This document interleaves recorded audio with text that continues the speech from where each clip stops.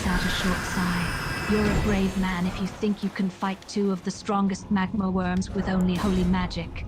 They're both quite resistant to nearly everything except fire, but it seems you may know that already. Why you are so obsessed with magma worms? That seems like so much like a thing that you would not be interested in. And frankly, I am not interested in those murderers. They were tarnished who murdered dragons just to become lesser ones. I am not going to hunt any dragons, but I will hunt the magma worms.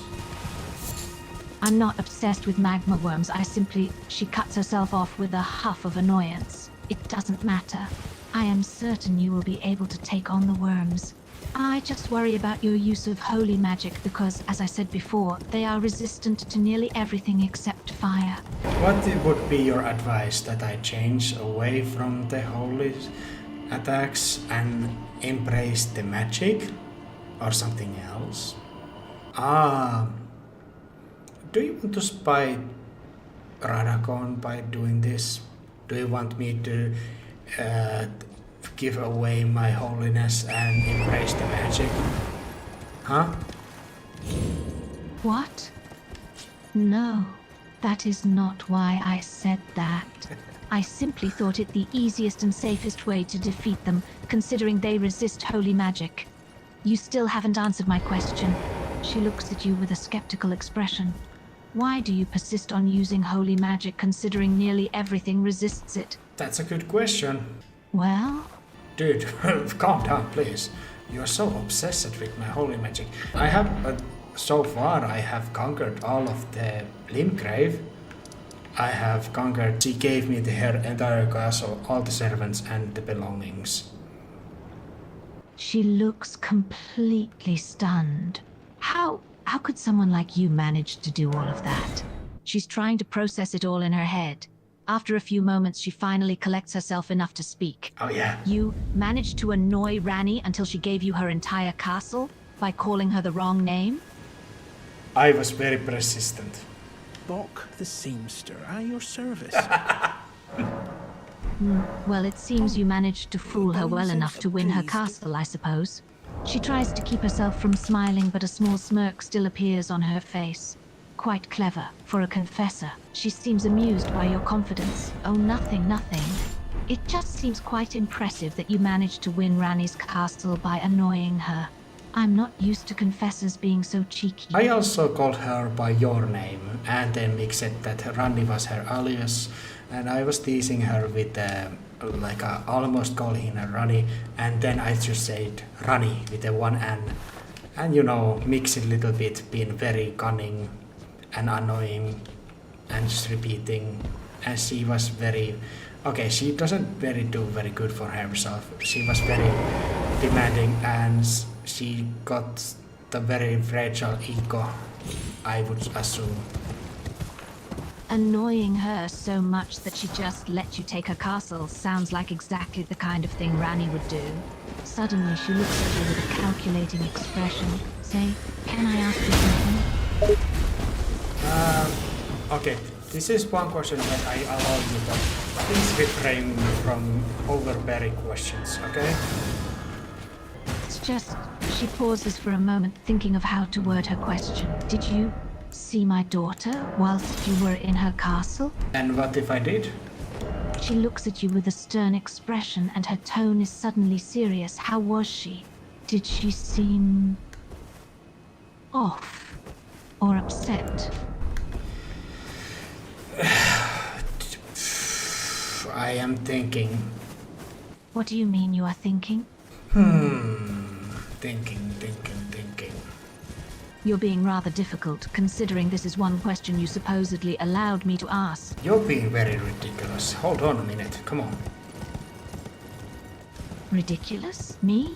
You're the one stalling, simply because I asked you if you saw my daughter. She's struggling to keep herself from rolling her eyes at you. I did saw her, yes, I did. That is what happened. I did saw her. And I did manage to take a look and maybe understand a little bit her situation. And I might have the information that you would want to know, yes. Well then, do you have information? or not? I show you a paper that has the two fingers seal and very shining, powerful runes attached to it. Would you sign here? What? She looks at you like you're insane. You want me to sign a contract and then you'll tell me what you know? Is that really necessary? I will be honest with you in this thing, because it is, call it a deal and prior. I want to have also the Rennala castle, and you have the ownership of it.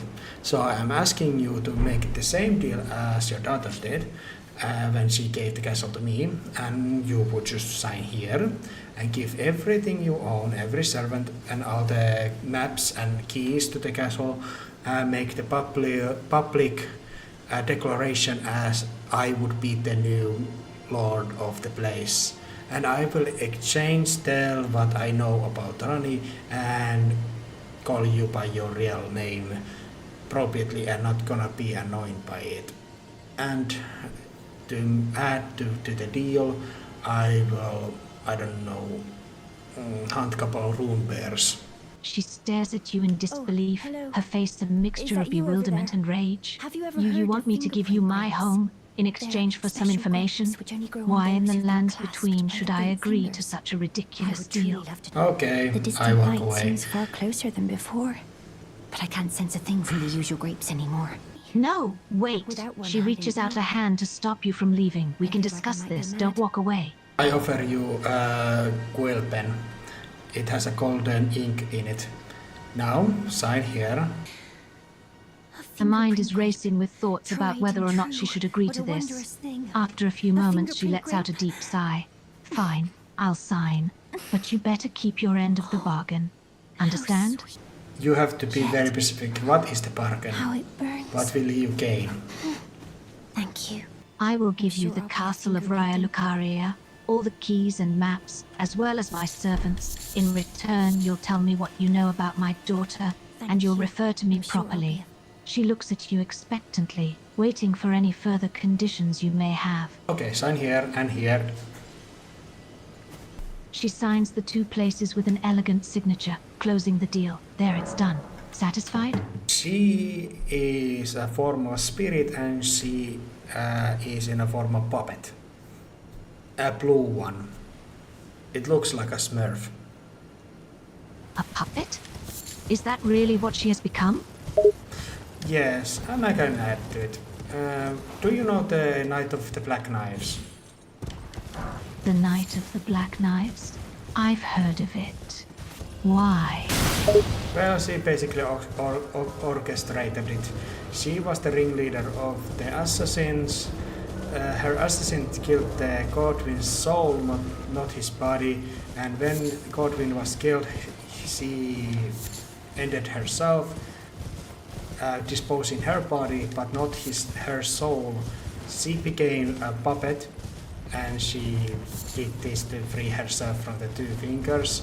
And the Godwin became pretty fucked up looking mermaid monster who is impaled by the thorns, and he is the one who causes the death blight. She is stunned to hear this. What? That's impossible. That can't be possible. Rani would never with an increasingly angry expression. So you're just going to be casual about it, hmm? My daughter turned into a puppet, forced to be like this for eternity, and you don't even care? She scoffs, her anger growing stronger. Appreciate and respect Godwin? What about my daughter? The one who is now forced to be nothing more than a puppet? Stuck in this form for eternity? How can you act so nonchalantly towards her situation? First of all, she orchestrated and engaged, and she chose the fate she got. She forced Godwin to die, and indignant her. So whatever she has and bears is from her own decisions, and not like some outsiders done crime towards her. So I kind of treat her like you made your bet. So you think she deserves it? You think she purposefully chose to become what she is now? Do you not even have the slightest bit of empathy for her? No matter what she may have done, I still care about her. Of course, of course. She glares at you, still not buying your nonchalance. You say of course, and yet you act so indifferent about it. Why don't you have any empathy for her situation? I really need to. Why would you care? You wanted the information of her, I provided that. Why should I care about this? I am not an immediate family, I'm not even an acquaintance. I just were the one who got her castle by being annoying. And she was pretty obsessed with me just a moment's notice. After hours she gave me the torrent bell. And you don't need to be immediate family or an acquaintance to show some empathy. You're asking me why I care? I am her mother. Of course I care. Of course you. I asked why should I care? Just asking and demanding this compassion it's someone else. I am not the one. She is getting even more frustrated with you. Maybe you should care because you have some shred of humanity remaining in you. Or is that also something I have to demand from you? You barge into my home, take my castle in exchange for information, and then you have the audacity to demand that I should not care about my daughter becoming a puppet. You really are the most insufferable person I've ever met. Dude, you... Uh-oh. But yeah, returning to your question, I never told you not to care. I never said that. I always and only thing said and asked, why should I care? Like you care. Why should I hold same levels of compassion and interest of her things and her future and her well-being as you? You naturally do. You're her mother. And I would be very disturbed if you did not. But why should I? And please do, yeah. She looks at you with a mixture of frustration and helplessness. I don't expect you to care as much as I do. I just expect a modicum of empathy. A basic understanding that what happened to my daughter is not something to be taken lightly. But clearly that's too much to ask of you. Of course she deserves a frail trial. Of course. Still frustrated, but she tries to understand your point of view. Yes, she does. She deserves a fair trial, absolutely. Taken aback, not expecting to hear you refer to her correctly. Did you just call me by my name? What the fuck? No, I said that... No. I said that your daughter Randy does not seem to care that she's a puppet or not. I don't think she cares. She can hardly believe what you just said, her anger returning. Are you serious? You're seriously saying that my daughter doesn't care she's a Oh, so you would fight her, claim her runes, treat her as just another enemy to conquer. How typical. You'd think of her as nothing more than an obstacle to overcome. Just a boss in the way of victory for you. You truly are sadistic, aren't you? She shakes her head, disbelief coloring her expression. You're unbelievable, truly. It's revolting how you view others, as nothing but pieces on a chessboard for you to move and manipulate as you please. I know how to manipulate you to be automatically more positive towards me, and I will prove it to you. Just say something very simple, and you will forget everything that happened prior. She narrows her eyes, suspicious of your intentions. What do you want me to say? I despise Dung Eater, and when I get to his jail cell, I will dispose of him immediately. She was surprised to hear that. You hate the Dung Eater? Really? I admit, I have never met an individual who does, and I've had my fair share of conversations. Why do you detest him so? She nods, allowing you to whisper in her ear.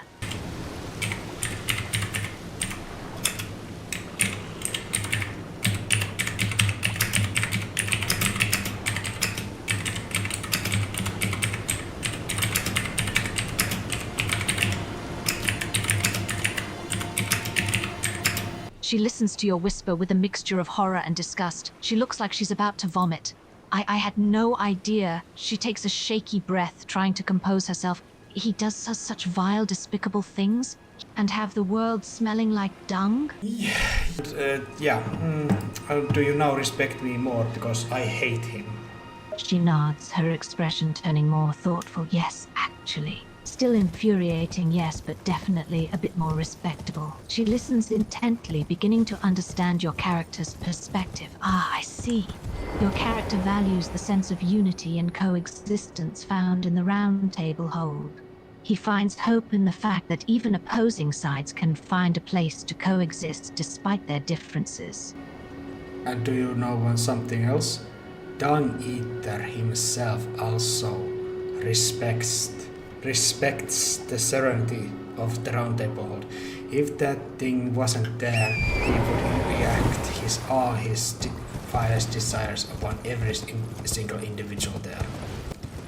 She's taken aback by this new information about Dung Eater. So he respects the sovereignty of the Round Table Hold? He holds back on his desires because of it? That's unexpected, to say the least. But there is someone who doesn't. Ah, she seems to be nothing like the Dung Eater. But her one crime, what is it that she has done that is so terrible? You say that even a murderer like Dung Eater would not condone it. That it creates a moral gray area and even disgusts even you. She gives you a measured look, a hint of respect in her gaze. I suppose I have to admit, you've shown more depth of thought than I initially gave you credit for. Perhaps there is more to you than meets the eye. Because I find you worthy enough to hear my moral thoughts about this situation.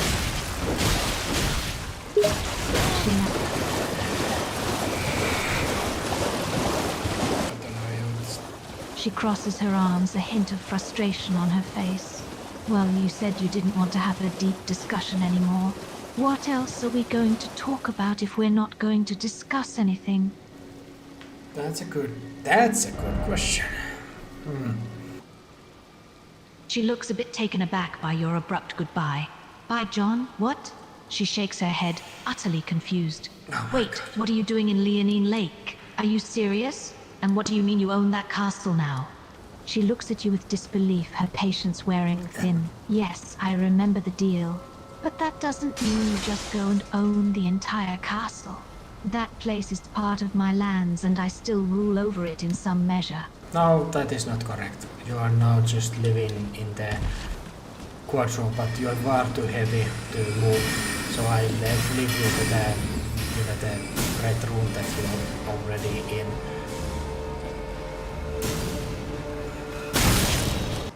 You are being very unreasonable and entitled. Just because I signed an agreement with you doesn't mean you can just take over my castle and make it your own. I will do the same thing as I did with Rani. I offer my hand. It has the keys to the gates and all that. Try to grab it. She scoffs at your offer, refusing to take the keys. I don't want your keys. I want you to understand that you can't simply take over my castle and claim ownership just because of some agreement we made. This is my land and I am still the owner of the castle. Because Rani launched at the keys at the first sight and tried to grab them undignifiedly. And if you were to try the same, there would have been just an invisible force preventing you to do it. You are now prevented to any physical action that would compromise the deal and my right to that place. You might be here, but there is now kind of a fate, kind of a entanglement that you are in.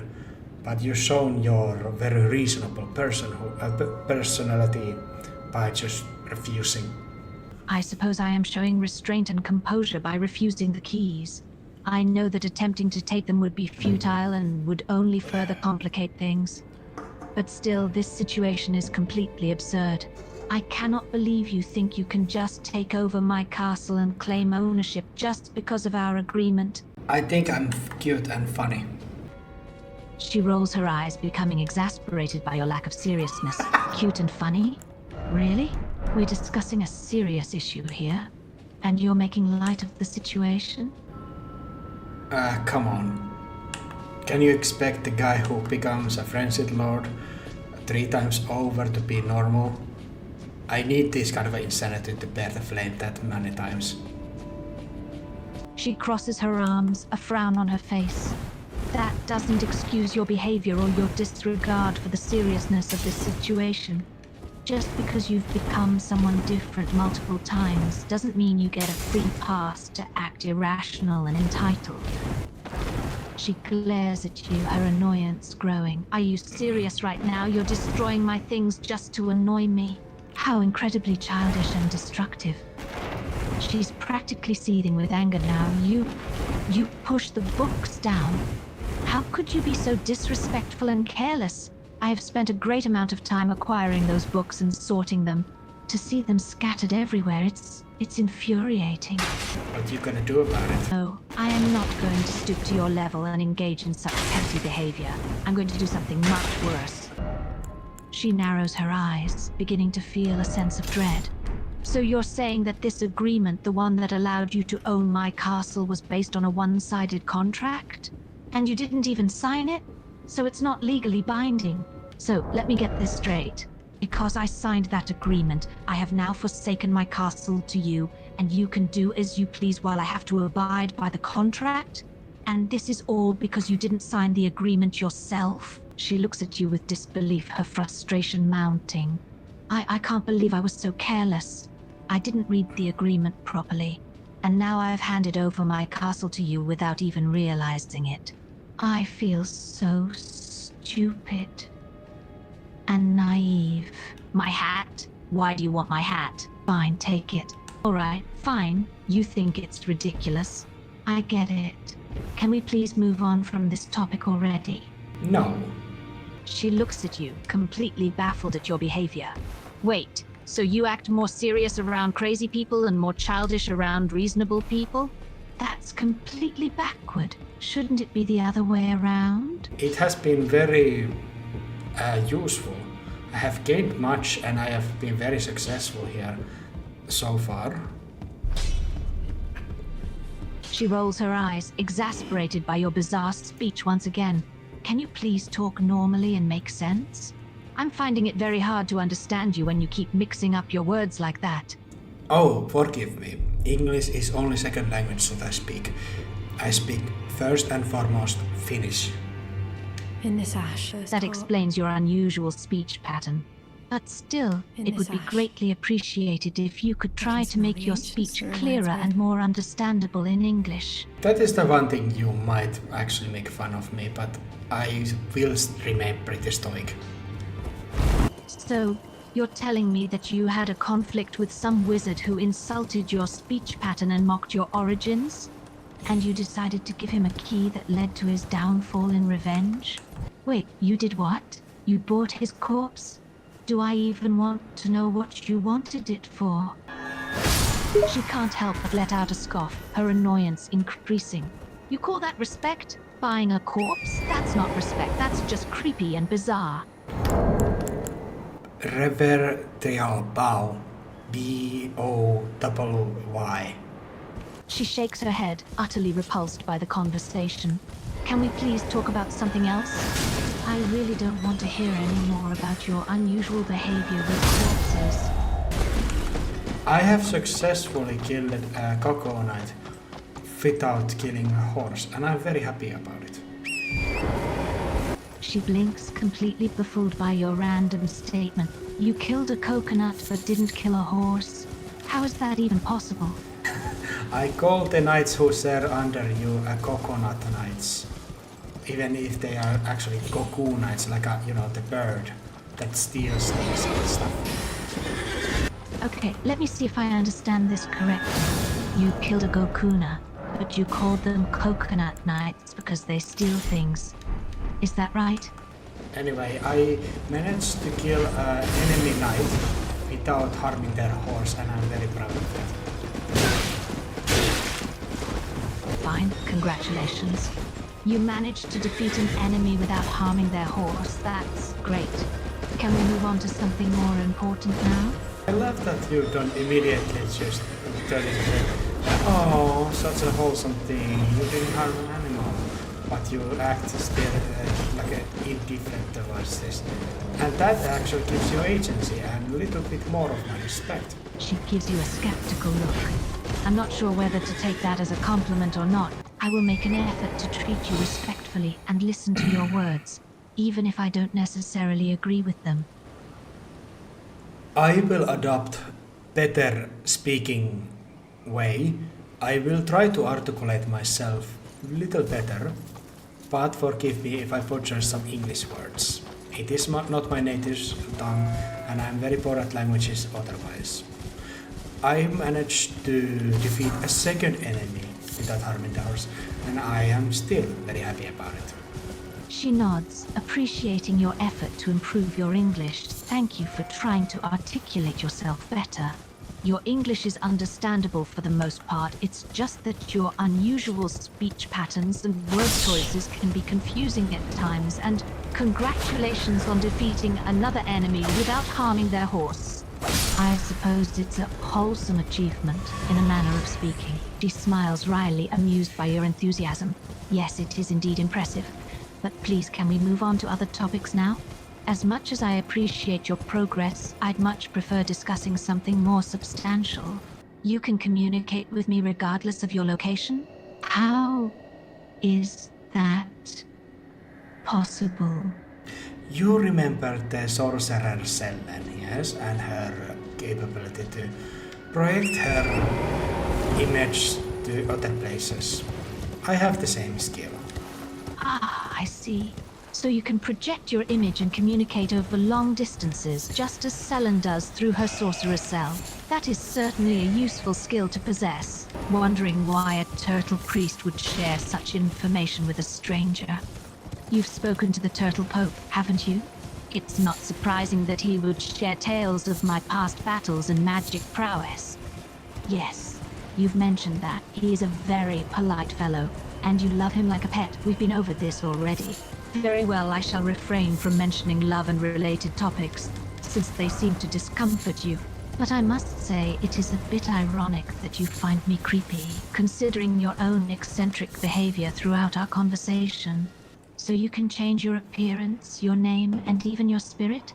That seems like a very rare and powerful ability. Are you sure you're not just delusional?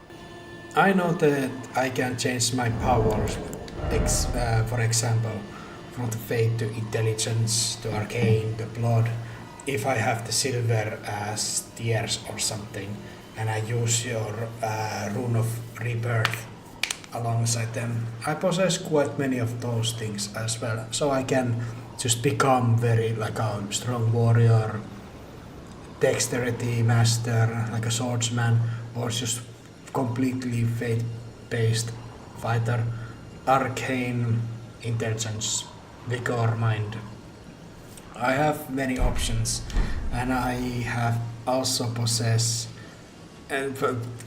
immortality that every tarnished enjoys, but also I possess probably just exceptional willpower to abuse it. Even if I die multiple times, I just rise back up and go at it again. Fascinating. You possess the ability to change your very being to become a master of different powers and skills, all at your fingertips. And you have a sort of immortality that allows you to rise again and again after death. She gazes at you with a mix of admiration and concern. That is quite the extraordinary power you hold. It's almost godlike. It's unfair, it is wrong, and also I have the power of hindsight and knowledge of the every secret path almost in this realm. She narrows her eyes, a hint of jealousy in her gaze. Hindsight and knowledge of every secret path in this realm. That is a fearsome power indeed. With that kind of knowledge, you could outwit even the most cunning of opponents. She looks at you with curiosity and caution. Are you sure you're not just some kind of divine being disguised as a human? No, I am not. She studies you carefully, still not quite convinced. How do I know that for certain? You have displayed such a wide range of abilities and powers. It seems almost impossible for a mere mortal to possess them all.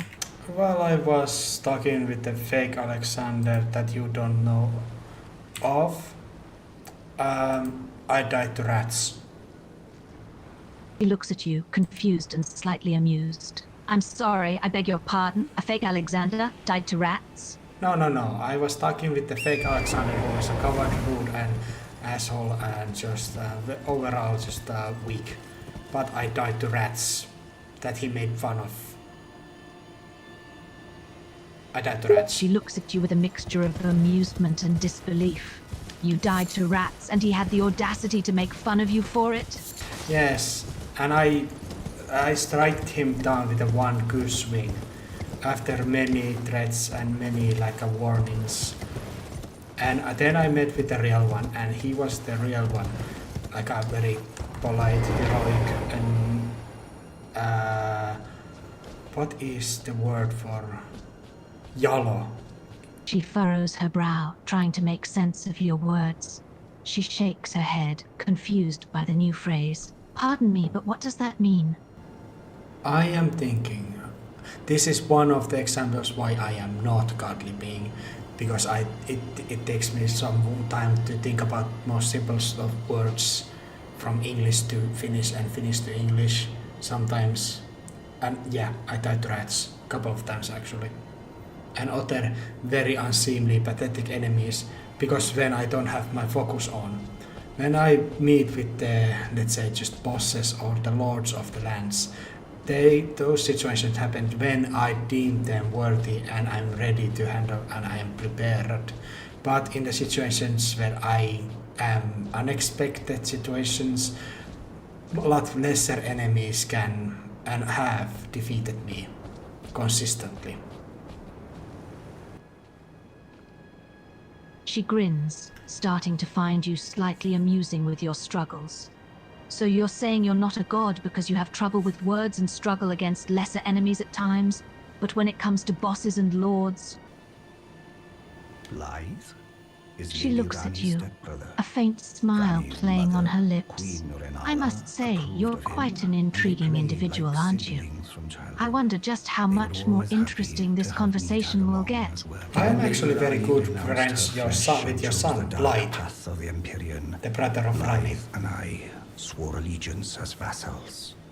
My son Our Blade, earliest eh? days You know of him? together. Promise Yeah, to look the after half-wolf Blythe guy. for me, will Very you? cool dude. The man I'm friends with is him. honest to a fault. I must say I'm quite pleased to hear that you're acquainted with my son. He's a loyal I and take it you've trustworthy heard of the companion. eternal She eyes you Nokron. carefully, a hint of curiosity in her gaze. eternal Nokron, city. you say? That's After quite a years of dangerous place. expeditions, Are you sure you're we've prepared for determined the such a location of journey? Nokron And the radar, by as going you call it. underground Are you referring to through the well in the Elden mist Ring, wood of perhaps? Moonlit. Oh, your We other will son, see Nokron Radan. up above. You know, the Only fellow who fought we malaria failed and is to find suffering a in path leading to the the city. deserts. Blythe's I am made going to good go of defeat it, him but and I'm afraid grant him this has rest. him quite stumped, to be honest. Ah, my son Radan. He was such a strong and noble warrior. But he is now suffering from the scarlet rot, tormented in the vast deserts. Are you truly capable of granting him the rest he deserves? Many times I have done this and I will done it once again. You will have my word on that. He will have rest. She studies you for a moment, searching for any hint of deception or falsehood in your words. But your determination and sincerity seem genuine. Very well. If you truly intend to bring rest to my son Radan, I will hold you to your word. You can trust one thing at least. My yearning for strength and runes. Radan possesses a rune and power, and I want those things. So, at the sidelines, I will grant him rest. If you cannot trust my goodness, you can trust my ambition. She smirks faintly, amused by your honest intentions. So it's not just out of the goodness of your heart, then? It's greed and ambition that drive you. I suppose I can trust in the strength of your desires, at least. The flames of ambition, as the Morgoth likes to call it. He chuckles, amused by your reference to the greater will. Ah, the flames of ambition, you say? Yes, they are a powerful force indeed, but be wary, my dear. Too much ambition can lead to one's ruin, as it has for many others before you. Am I your dear now? That is a strange turn of events. She laughs softly, a hint of affection in her eyes. Oh, no. Perhaps I've grown fond of your strange demeanor and unexpected honesty. She smiles slightly at your sudden outburst of cheer. Cheers, you say? What are we toasting to, my dear? I'm killing land octopuses that push poison. There are quite many of them. She quirks an eyebrow, a hint of curiosity in her eyes. Ah, a land octopus, eh? And you're about to kill it? Well, that's certainly an interesting way to spend your time. Just be careful not to get poisoned yourself, my dear. They have never ended. I have always prepared against them. She smiles, a touch of irony in her gaze. Ah, you always come prepared, do you? Well, my dear, that's certainly a good trait to have. But remember, overconfidence can be just as dangerous as any poisonous land octopus. She looks at you in surprise as you suddenly decide to take your leave. Oh, well, I must say I was somewhat enjoying our conversation. But if you feel the need to go elsewhere, I won't hold you back. She smiles warmly and you snap your fingers, watching as your projection fades away.